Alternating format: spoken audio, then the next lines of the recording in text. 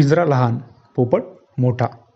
वनिता म्हणाली, दादा राहू द्या, पोपट जाणार नाही पिंजऱ्यात. मला परत अशी संधी भेटणार नाही, असं बोलून त्याने जबरदस्तीने पोपटाला आतमध्ये. वनिताची मागच्या वर्षी 12वी झाली आणि या वर्षी ती प्रथम वर्षाला होती. तिच्या शेजारी एक 32 वर्षाचा मुलगा राहायचा. त्याचं नाव विक्रम. तो गावात सर्वात जास्त शिकलेला होता आणि अजून पण शिकत होता. विक्रमकडे 4 ते 5 पदव्या होत्या. गावातील सर्वात जास्त शिकलेला तोच होता आणि वनिताच्या घराशेजारी तो राहत असल्याने वनिताचे घरचे वनिताला नेहमी सांगायचे की विक्रमला विचारत जा काही पण शिक्षणाबद्दल. वनितापेक्षा विक्रम 10 वर्षांनी मोठा होता. वनिता विक्रमला दादा मानायची. ती कधी कधी विक्रमच्या घरी जात होती. विक्रम वनिताला वाईट नजरेने बघत होता आणि तिला काही बहाणा करून तिच्याजवळ जायचा प्रयत्न तो करायचा.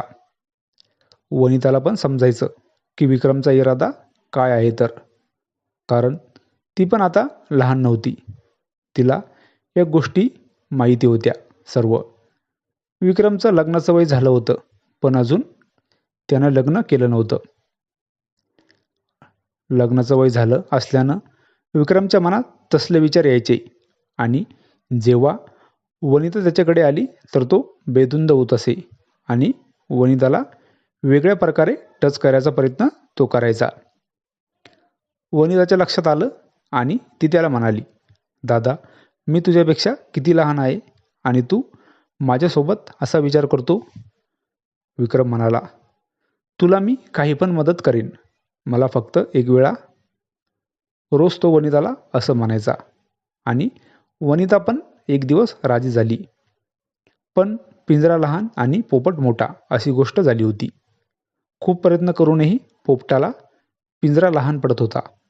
वनिता म्हणाली, दादा राहू द्या, पिंजरा लहान आहे त्यामुळे पोपट जाणार नाही पिंजऱ्यात. विक्रम म्हणाला, मला संधी भेटली आहे, मला परत अशी संधी थोडी भेटेल. असं बोलून त्याने पोपटाला जबरदस्तीने आतमध्ये. वनिता नको बोलत होती, पण विक्रम ऐकत नव्हता. त्यानंतर वनिता कधीच विक्रमकडे गेली नाही. तिला माहिती होतं की परत ती त्याच्याकडे गेली तर तो परत तसं काही. त्यामुळे वनिता विक्रमकडे जात नव्हती.